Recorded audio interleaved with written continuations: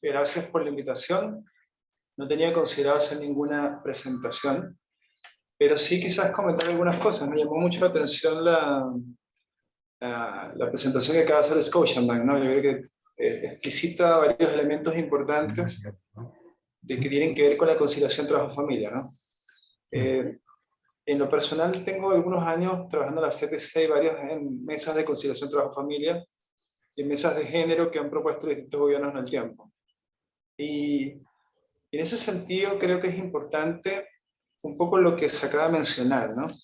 Muchas veces se consideran las políticas como algo solamente de mujeres y en el fondo ahí nos tropezamos, porque efectivamente necesitamos que las medidas sean medidas que permitan una conciliación y una corresponsabilidad, donde todos podamos participar, hombres y mujeres, donde los hombres también puedan asumir responsabilidades en actividades familiares y no solamente buscar una manera de allanar el camino para que las mujeres puedan hacer ambas cosas. Creo que sobre eso es importante tenerlo muy en cuenta. En materia de teletrabajo, nosotros, ustedes han mencionado harto, contamos con una legislación relativamente nueva que llegó justo antes de la pandemia y se implementó en la pandemia. Entonces, claro, como suele pasar con las legislaciones, cuando parten, son legislaciones que siempre son perfectibles y cuando parte de una situación crítica como una pandemia, claramente la situación es más extrema. No obstante, fue un instrumento que ayudó mucho a que se pudieran sostener muchos puestos de trabajo y a que algunas cosas que veníamos discutiendo desde hace varios años, como el futuro del trabajo en el marco de la OIT, ya que se mencionó la OIT, desde el año 2018 en Panamá, por ejemplo, se implementaran rápidamente. No estaba exenta de algunas dificultades, pero como ha mencionado la gente de Scotiabank, nosotros tenemos referencia a varias empresas, la experiencia en general ha sido positiva. Ha sido un avance, ha permitido una forma de empleabilidad y de relacionamiento distinta. No obstante, probablemente el camino a transitar no tiene que ver solamente con una ley, sino que tiene que ver con un marco que permita una efectiva conciliación trabajo-familia. Es difícil que a una ley de teletrabajo se le pidan lograr objetivos que efectivamente solamente pueden ser parciales. Lo comentaba hace unos días atrás con el subsecretario, esta conversación requiere una visión amplia. Tiene muchos años una discusión pendiente como la de la sala cuna, que no es una discusión caprichosa, sino es un requerimiento que efectivamente tienen las personas. Y eso solo enfocado en el caso de los niños, porque podríamos también enfocarlo en el caso del cuidado de los adultos mayores, o también de las personas que presentan algún nivel de discapacidad. Por tanto, consideramos importante que cualquier discusión que pretenda abordar el tema de conciliación trabajo-familia, lo consideres de un paraguas amplio, donde cada elemento, como el teletrabajo entre ellos, sea una herramienta que ayude en esa construcción, pero no una bala de plata, una fórmula mágica, porque eso no va a ocurrir. La única manera de que logremos mejoras es brindando oportunidades que puedan ser tomadas por hombres y mujeres de igual manera, y donde efectivamente se den las oportunidades para que eso sea real y no solo letra o ley.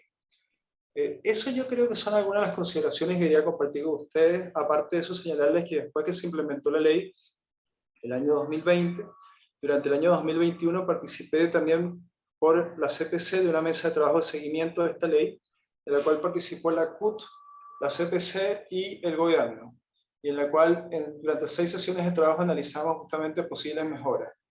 Espero que tengan esos insumos a la mano, porque efectivamente habían cosas que se comentaban, por ejemplo, si se proveía o no se proveía efectivamente los materiales, o sea, el equipo adecuado, si los espacios eran suficientes dentro de los domicilios, porque finalmente pasa algo muy curioso. Esta ley llegaba a un punto que realmente le llegan las relaciones laborales, que es a una relación muy directa con el domicilio, con el hogar de las personas. Pero, bueno, es así como se han ido haciendo las adecuaciones, y creo que contar con una norma, como lo hemos visto en relaciones con otros países de Latinoamérica, ha sido positivo, y por supuesto que siempre es posible conversar sobre mejoras, pero es muy importante preservar esto como una herramienta que permita un poco lo que hace el Scotiabank y otras empresas, una alternativa de trabajo híbrido que las partes puedan efectivamente acordar y que sirva de herramientas, como se ha mencionado, no solo para la conciliación, sino, por ejemplo, para la retención laboral.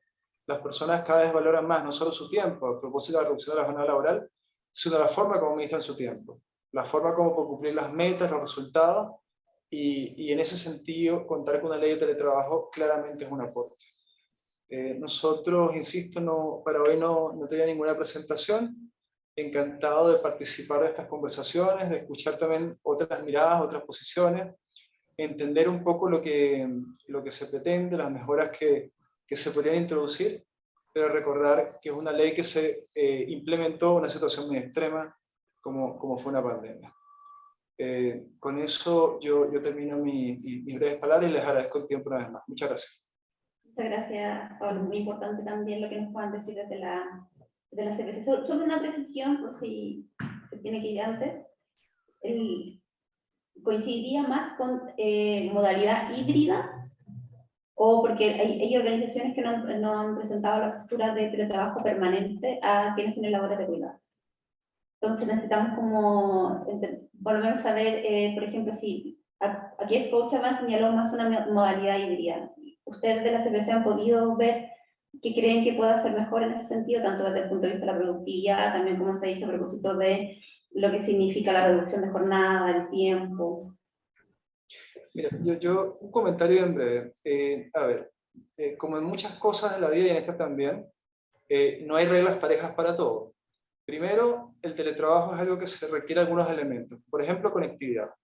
Segundo, las personas que más usan el teletrabajo son las personas que están más capacitadas. Si ustedes se ponen a ver, podríamos ver quiénes son las que más recurren al teletrabajo. Son personas que tienen cierto nivel promedio de educación. Eso no significa que tenga que ser doctorado para aquello, pero son personas que generalmente tienen cierto nivel mínimo de educación.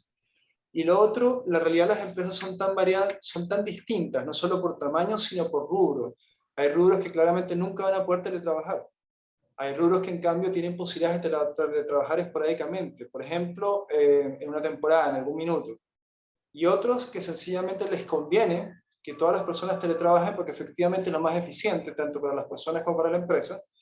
Por tanto, no, es difícil decir cuál fórmula es mejor porque va a depender de cada empresa y de cada persona. Porque además de la empresa están las personas. Es decir, esa persona puede o no puede teletrabajar, puede o no puede, de acuerdo a sus condiciones, a su situación, hacerlo. Y eso no solo requiere conectividad, sino la situación de su entorno, de su familia, su conectividad, de los equipos, de varias variables que tienen que estar todas consideradas para poder tomar una decisión. Por tanto, yo creo que no se puede hablar por ningún motivo de una única variable o una única alternativa.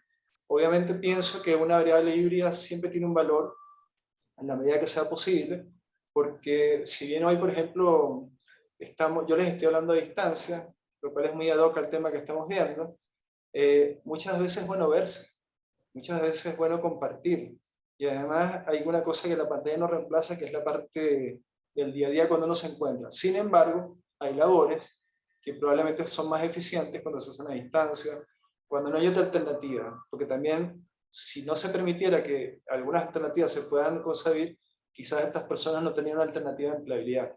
Y una de las cosas que requerimos en Chile es aumentar la formalidad. Tenemos casi 30% de informalidad.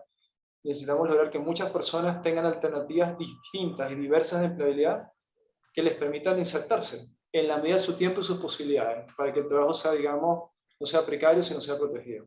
Eso.